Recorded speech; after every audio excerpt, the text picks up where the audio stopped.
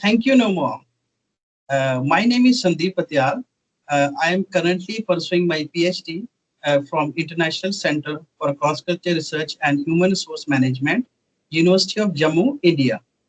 So right now, my topic of interest is HR analytics adoption and impact on organization performance in Indian multinational corporations. And apart from this, I am interested in writing, reading, and from the past 4 to 5 months, I have also started a YouTube channel so that what I learn, I will share to my colleagues, to fresh scholars who face many difficulty like I faced in the past 2 years. That's it. I love that.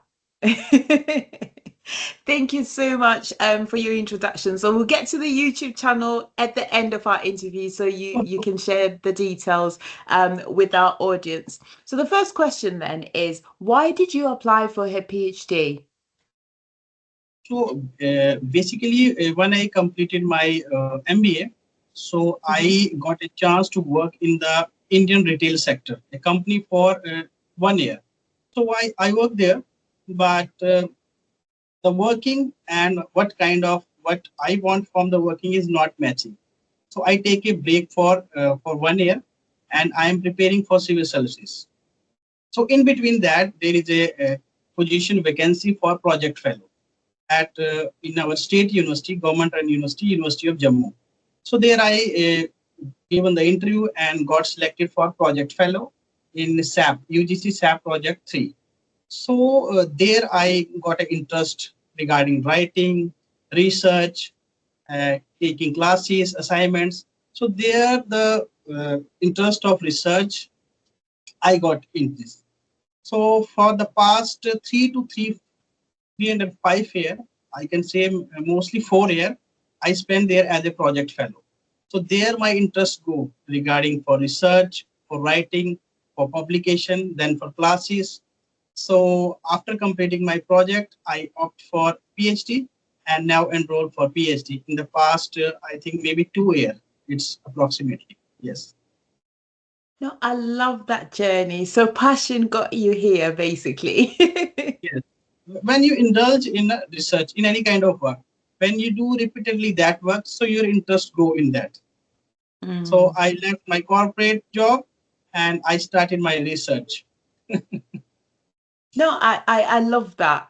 So, in terms of your PhD, then, what are the three top key points that you would say to somebody who's also in corporate thinking, I want to move across to academia? What are the three things that they must consider?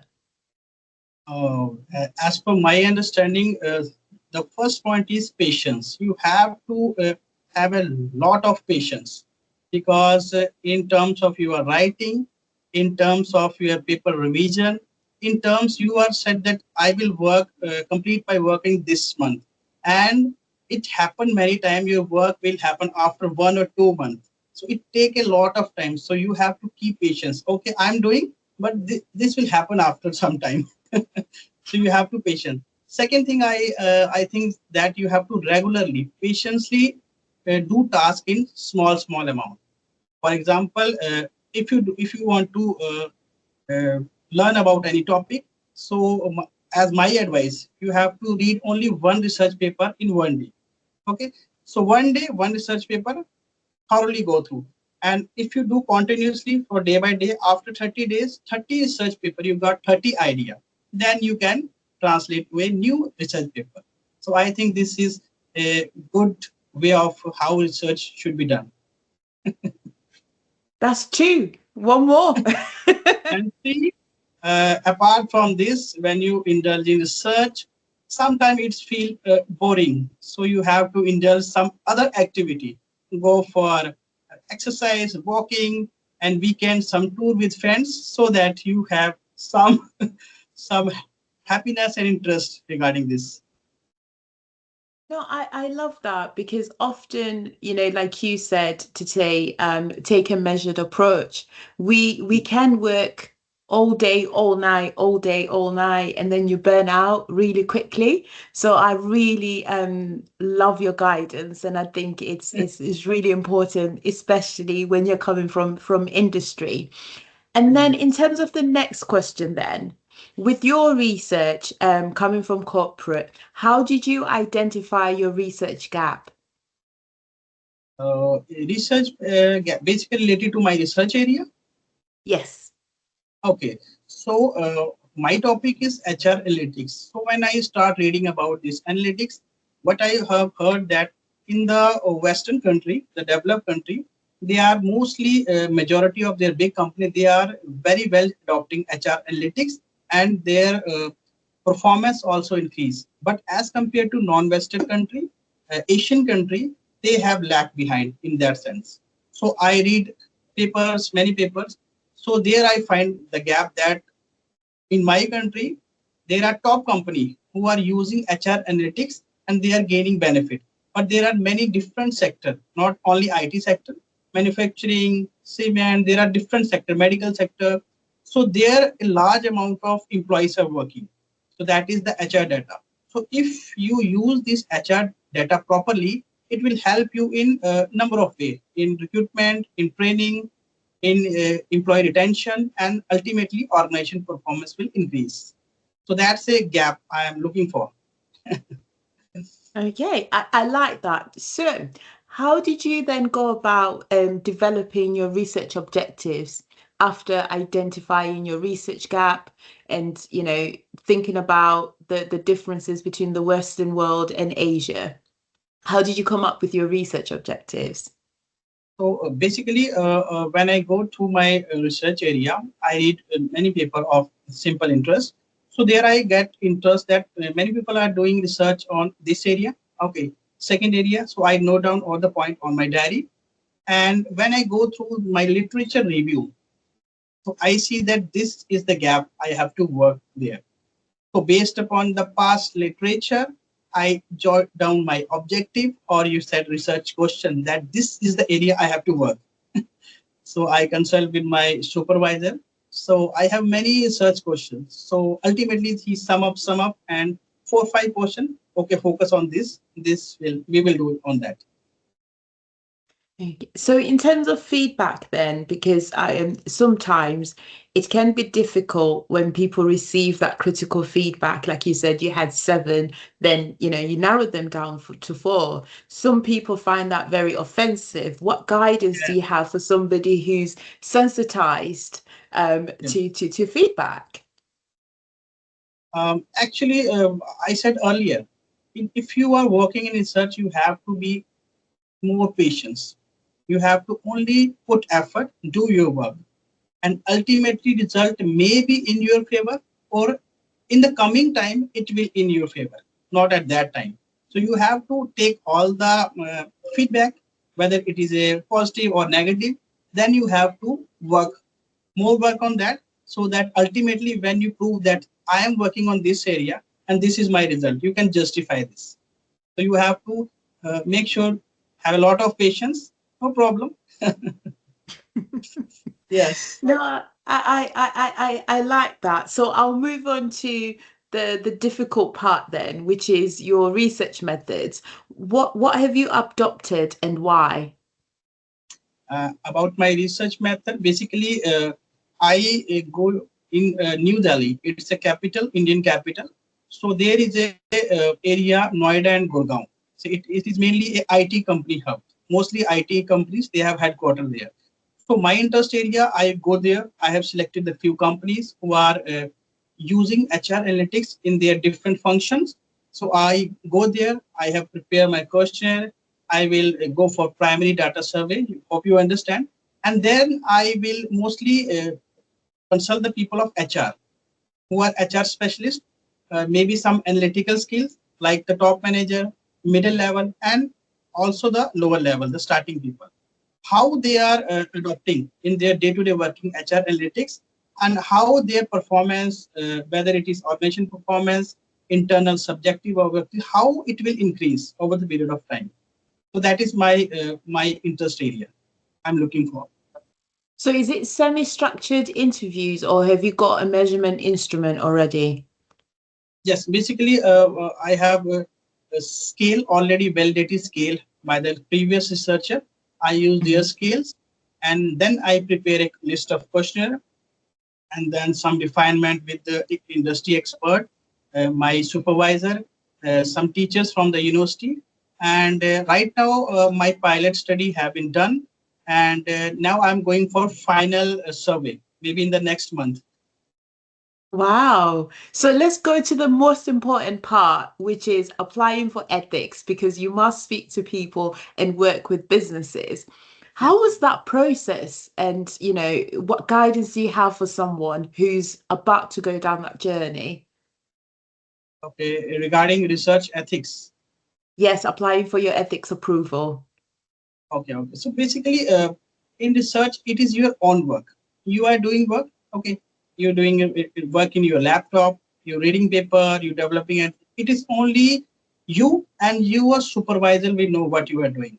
And many times, your supervisor only know 50% of the work. 50% you are doing. Okay, I'm doing this. This is my result. So everything needs to be justified. Justify with the help of some proof. For example, if I am contacting some HR people, so I have taken some measures. For example, I go to LinkedIn profile, I put some question there, got reply from there. If you directly WhatsApps, okay, so you have screenshots for that, you have responses from that. So in this way, these all evidences will prove that you are doing right. You can justify, okay, I got a reply from this respondent, so it will justify your work. And if you're doing randomly, you go, okay, with your supervisor or without, you go, okay, ma'am, I have collected the data. So there is no proof. You have collected or you have done it your own. So in this way, I think in today digital world, you have many possibility. So you can show proof that I use LinkedIn profile, I use some particular groups, I contacted through emails, through mobile, through WhatsApp, and all this reply will as a proof for your work. Yes, you are doing work, you are getting responses. So this will justify your work. So, in terms of your next steps, then, you said you've got a scale that you're going to be using, and obviously some questions that you've added on from the literature, empirical literature.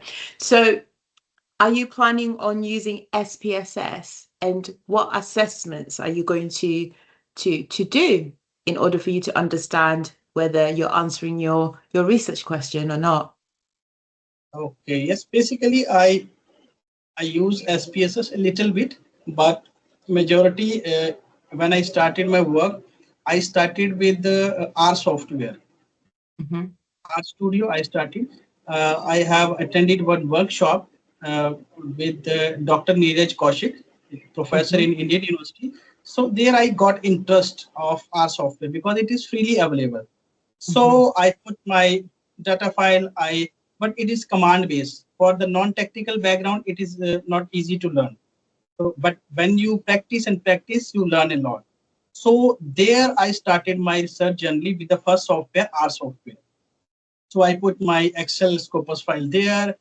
I do bibliometric analysis and write one paper also there. I have submitted the paper, and Mhm, maybe I have got the in the 4 5 day back. I have got a major revision for my paper. So I mhm. use R software, but SPSS, yes, I will use next month SPSS for my construct for validity and reliability. I will use. Right. So in terms of your data sample, then, what is your data sample? What's the number that you're working towards in terms of your data analysis?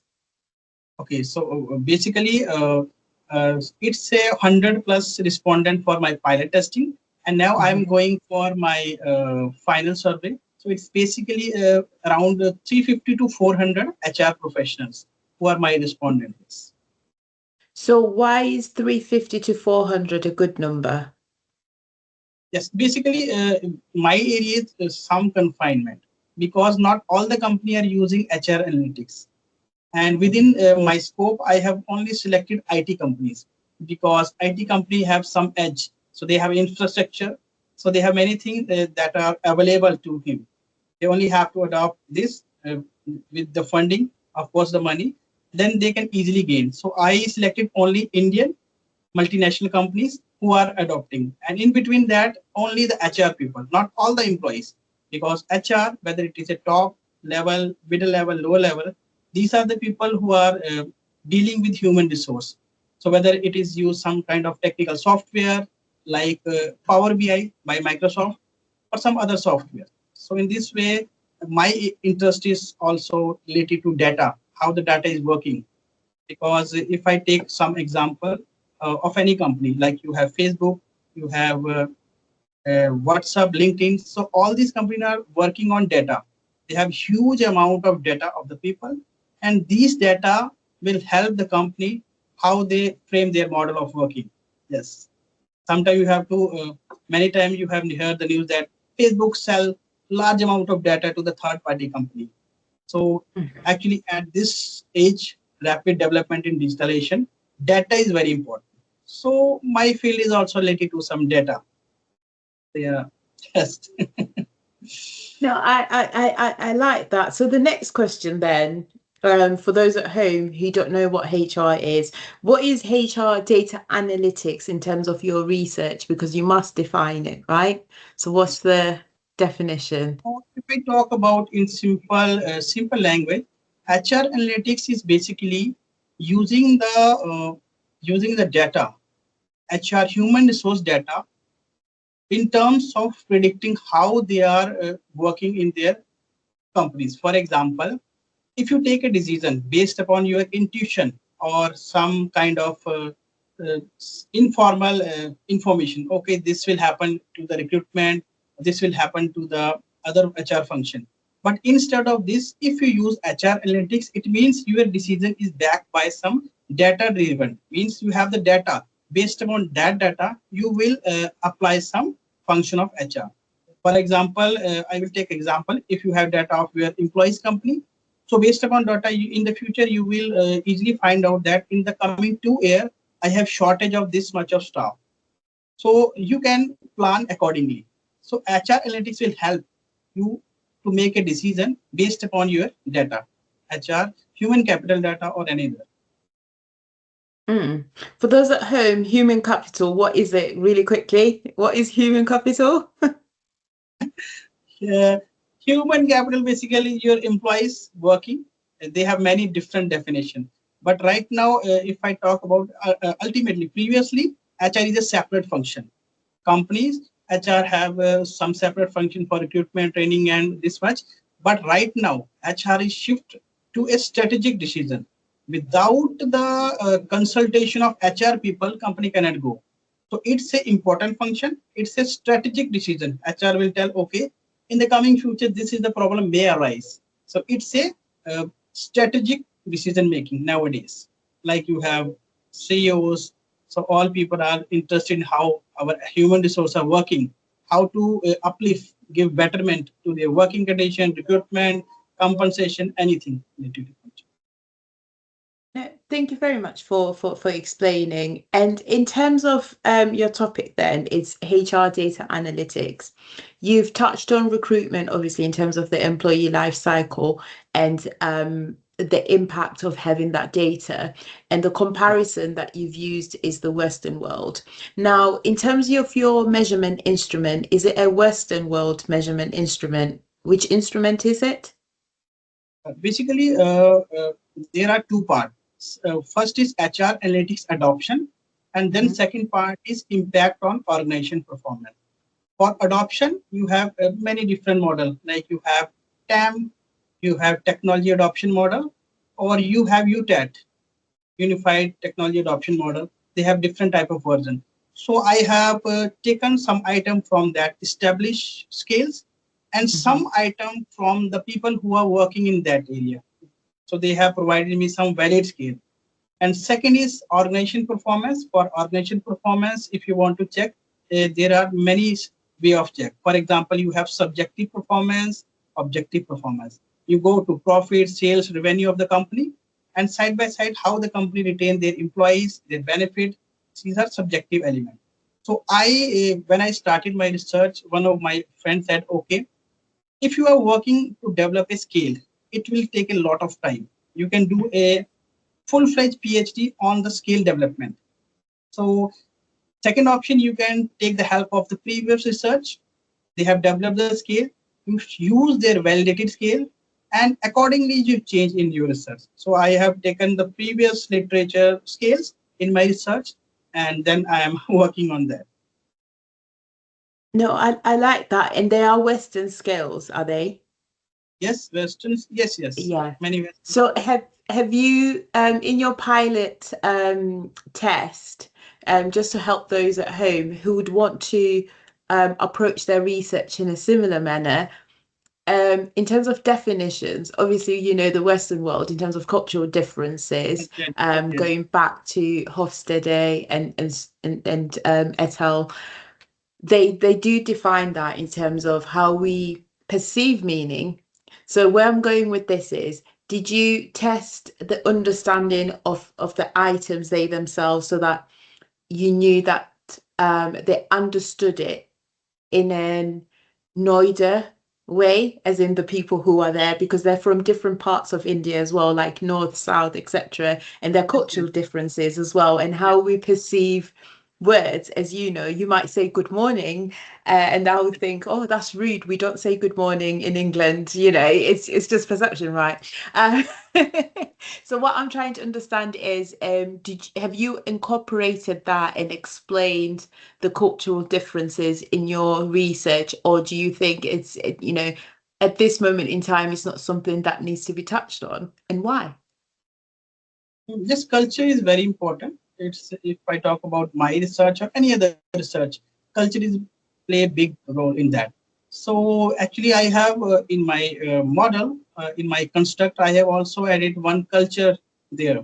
So if I talk about how the company and the employees are working, culture is a very major factor. How they behave change in their working style. For example, if I talk about IT sector, so IT sector have a multi-dimension culture. If I talk about India, in North Delhi, my area, there are people from South, from West, from East, and from North. They all together are working in IT sector. So they have a very different culture in terms of language, working, speaking. So that's I think very important. Culture plays a very important. Uh, uh, Actually, I don't know more about this culture. By main constructs are different, but culture, yes, it include in that. No, I love that. So going into organizational performance, then you've said that if we have this data in terms of your hypothesis, that, you know, we will perform better as an organization. So it helped me to understand how that can be fact, because if you look at the Western world, they do have this data, and Yes. yet so many people are being made redundant and businesses are filing for bankruptcy, you know, in terms of liquidation or M&As, and then they're moving everything to Noida, for example, if they are tech, because it's cheap labor. Um, and the people in the West or the rest of the global South countries, they are affected because obviously in terms of the tech world in India, it's growing rapidly and it's blossoming very beautifully in many ways. Basically, if my area, like I have tech HR analytics. So in the if you talk about the developed or Western country, you have, for example, Google. So Google is the company they have started earlier as a project Oxygen for people analytics, like HR analytics. It is same like people analytics. So in that time, they have developed some scale, some researcher will work, and they have long studies. They study how the human will behave and how, as a top manager, you have this kind of top qualities. So I think yes, it's play a major role, but in the non-Western country, so they are also seeing bigger company how they are working, how their model are framing, and they adopt their model.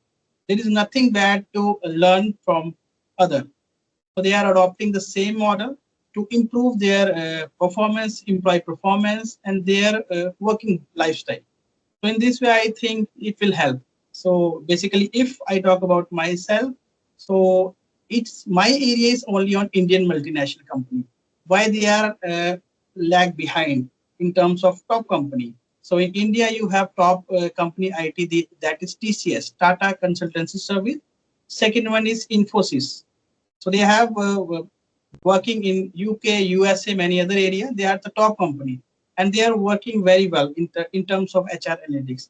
So my focus is also on this, that why they are not working up to the mark of Google, up to the mark of Microsoft, or any other big company. So in this way, I will help them to improve in the future. I To my like that.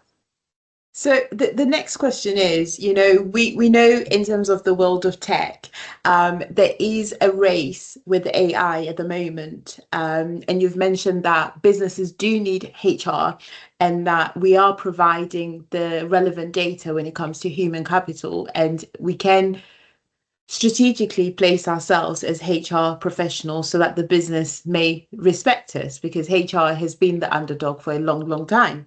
So I guess where Norma's going with this is IBM has just launched their own HR AI function, yeah. essentially, and they're the first business to do that in terms of the race.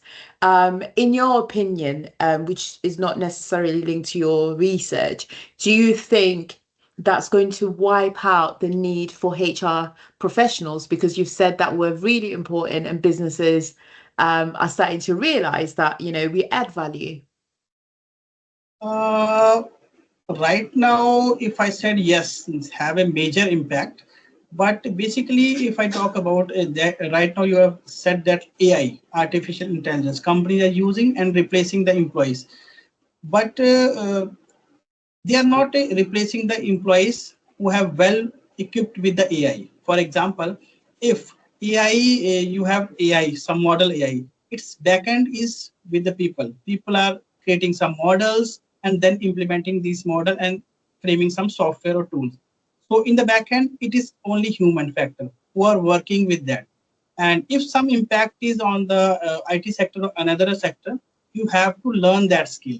If you learn skill, then ultimately you will work better in your company. You can't say that AI will replacing my style of working. I will not learn AI. So you have to learn. You have to upgrade your skill. Then you can fit in any company, no problem. It's must. Hmm. That's interesting, because I think, the world as we know it in terms of the HR function is going to change drastically. And I hear your point to say, we must learn these new skills. However, in terms of headcount or FTE, whichever way you look at it, I think the requirement for HR is actually going to decrease over time. Because if you look, I mean, the trends now, in Europe, we're getting a lot of grievances like, via AI. So it's better for AI and AI to fight together, right? Because a human to read a grievance of like 100 pages, that's so unreasonable, because then you Yeah. rely on AI to summarize the grievance to pick out the key points, right? So I suppose what I'm trying to say is, if the requirement within a business is 10 people in terms of HR, it might decrease to 5. So what happens to the other 5? Yes, surely. This will surely happen if in the coming year, like the technology digital revolution will happening, many people will lay off from the company. You have news, this type of people are lay off. And this is a rapid change world. And if companies are getting some replacement model, which will Mhm. save their costs, employee cost and salary, it will do. It will only hire 5 people instead of 10 people, because 5 people do the task with some AI or some other tool, and they do save money, time, effort. So ultimately, company will go there, and the rest of the 5 they have to maybe they have to learn new skills, upgrade to themselves so that they can replace other employees. So it's the age of competition. You cannot lag behind. If I take the example of my academic area, so here people, the newcomer, the fresher who use AI in their research work, in their writing, paraphrasing, right? Sometimes their guide said, okay, don't use AI. It is very bad. But what I learned that you have to use AI. AI will give you a conceptual model. Ultimately, the original model is what you want to learn. what you want to do with this model. AI will help you as a assistant. For example, if you are writing some paper, you take the help of some AI, some grammatical mistakes, some paraphrasing tool.